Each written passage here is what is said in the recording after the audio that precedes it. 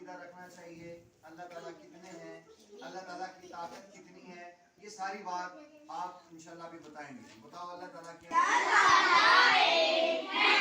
اللہ تعالیٰ کا کوئی شریک